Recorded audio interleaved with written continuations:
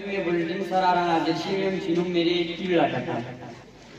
پرون د ډنډکوټ په موټروی باندې یو خر او یو ټرک جنګېدلی دی ټرک ټوټې شوی دی ول چې د خر یو بریک پوک شوی دی او خر اوس د بټکنۍ په ادارې چې هسپتال کې داخل شوی دی او د هغه د مالي امداد لپاره د ډنډکوټ وزیر اعظم پوره د 3 روپو اعلان کړی دی او نن سهار د چندخان مشر مستر ډانډرو صاحب چې کله د اسمبلۍ نه په سیړو راګوزېدو نقبې یې ونښتې او سرګلاندې راوغورځېد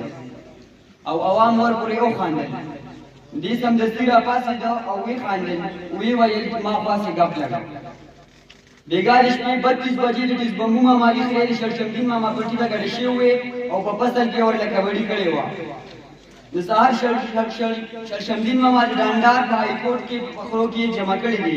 او د هایکورټ جج مسټر چمچودین صاحب دا فیصله واروله چې د خرو د خپونه د بلچو لاس کې جوړ کړي شي چې بیا پردي فصلونه نه خرابوي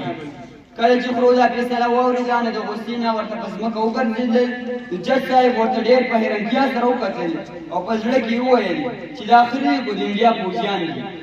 او زر ځل یې د منګکانو او د پیشوګانو په منځ کې دروغو کولو کوششونه شروع کړل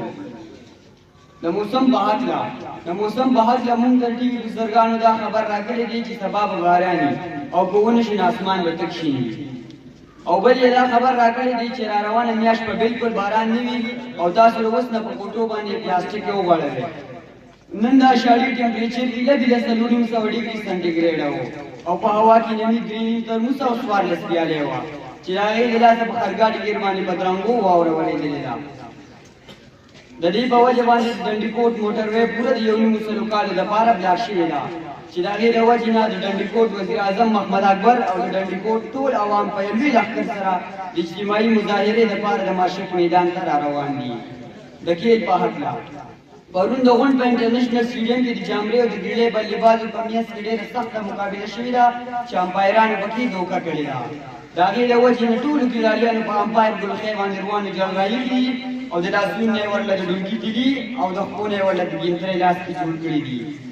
چې د هغې له وجې نه ټولو امپایرانو دا فیصله کړې ده چې موږ به د نن نه پس د چینګۍ په بازار کې ګرېدلې خرڅوو خو امپایرینګ به نه کوو